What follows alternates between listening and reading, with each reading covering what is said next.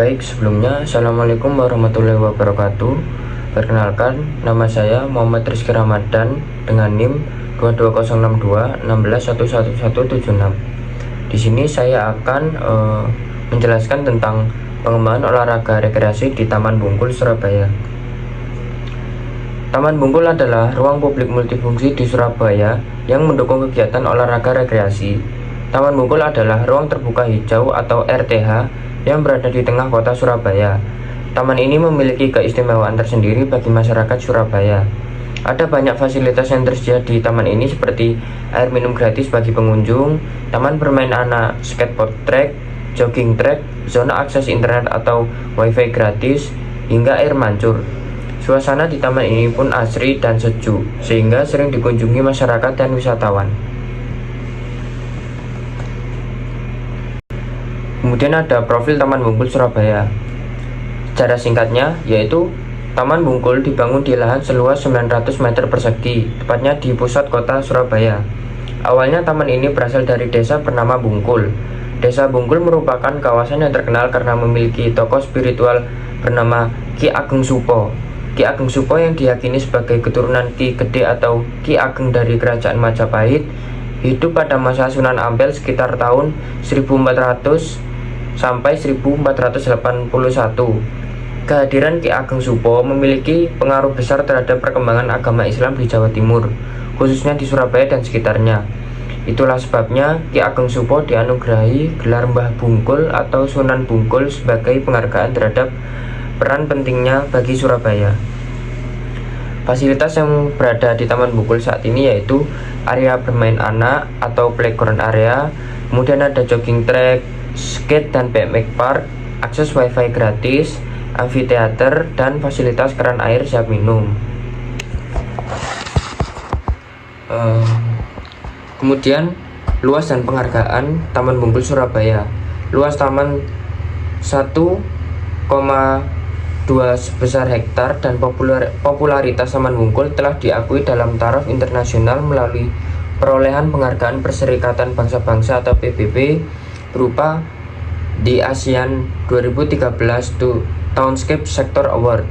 Pemberian penghargaan tersebut didukung oleh 4 organisasi dunia yaitu UN Habitat Regional Office for the Asia and the Pacific, Asia Habitat Society, Asia Townscape Design Society, and Fukuoka ASEAN Urban Research Center.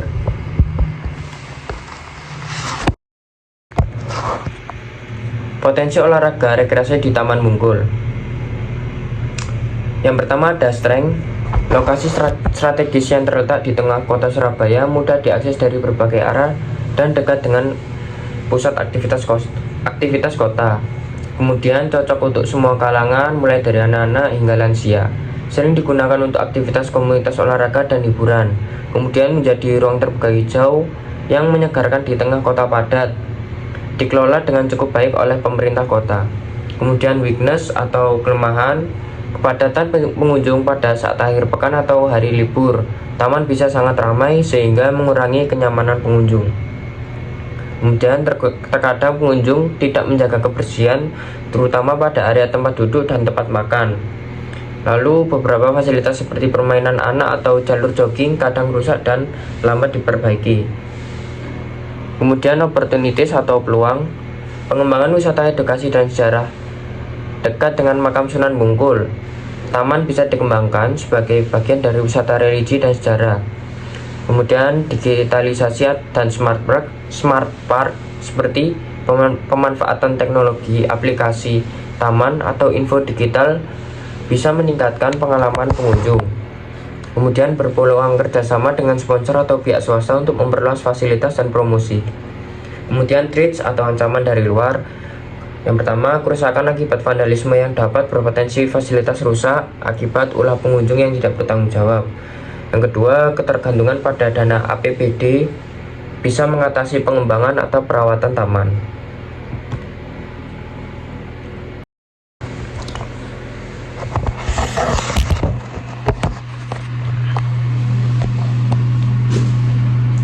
Kemudian jenis olahraga rekreasi yang dapat dikembangkan. Yang pertama, senam atau aerobik ringan. Jadi area terbuka dapat digunakan untuk senam pagi, yoga, tai chi, atau aerobik lansia. Yang kedua, bisa digunakan atau dikembangkan games tradisional seperti egrang, gobak sodor, atau bentengan untuk menghidupkan budaya lokal dan mempererat interaksi sosial. Yang ketiga ada zumba dan dance workout. Musik terbuka dan suasana taman cocok untuk zumba massal pada pagi atau sore hari. Yang keempat ada permainan outdoor ringan, yaitu seperti frisbee atau bola kecil, atau lomba ringan yang bisa dimainkan anak dan orang tua secara bersama.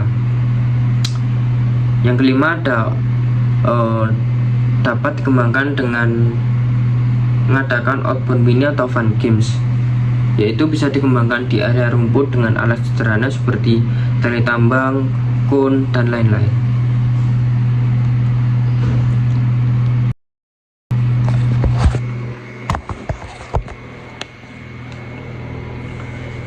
Kemudian ada strategi pengembangan fasilitas olahraga. Yang pertama, peningkatan fasilitas. Kualitas dan keamanan fasilitas yang sudah ada ditingkatkan agar pengunjung merasa nyaman. Yang kedua, penambahan fasilitas baru, yaitu area panjat dinding mini dan jalur sepeda santai ditambahkan untuk kegiatan outbound mini. Yang ketiga, penataan ruang, pemisahan area olahraga dan area relaksasi untuk kenyamanan. Yang keempat, ada material ramah lingkungan, yaitu penggunaan bahan bangunan yang ramah lingkungan dan tahan lama.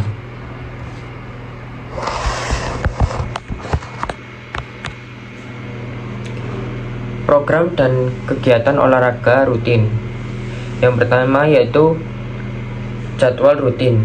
Kegiatan olahraga mingguan dan bulanan dijadwalkan secara teratur. Kemudian kerjasama profesional seperti mengundangi instruktur dan pelatih berpengalaman atau bersertifikasi.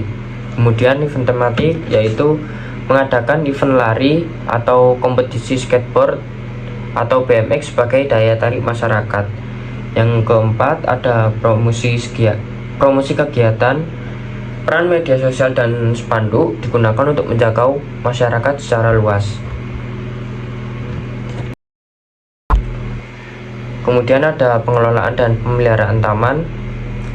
Yang pertama, tim pengelola.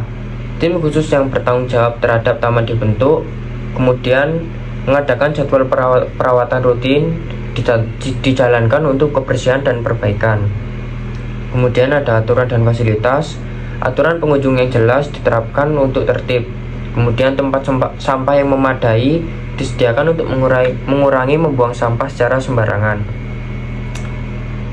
Yang terakhir ada anggaran. Anggaran pemeliharaan minimal 50 juta per tahun disiapkan dari pemerintah daerah.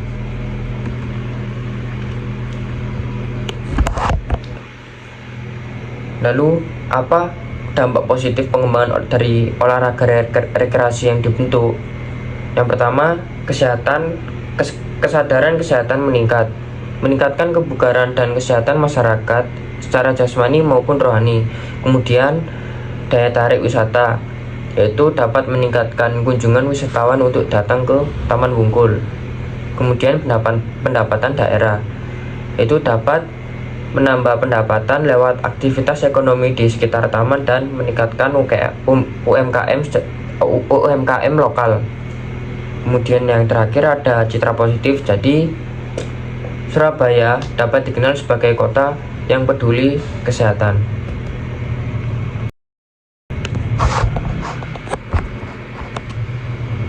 Kemudian yang terakhir ada kesimpulan dan rekomendasi. Taman Bungkul memiliki potensi yang besar sebagai pusat olahraga rekreasi di tengah kota. Lokasinya yang strategis, fasilitas yang relatif lengkap, serta tingginya minat masyarakat menjadikan taman ini sangat ideal untuk mengembangkan berbagai bentuk olahraga rekreasi, baik untuk individu, keluarga, lansia, maupun komunitas.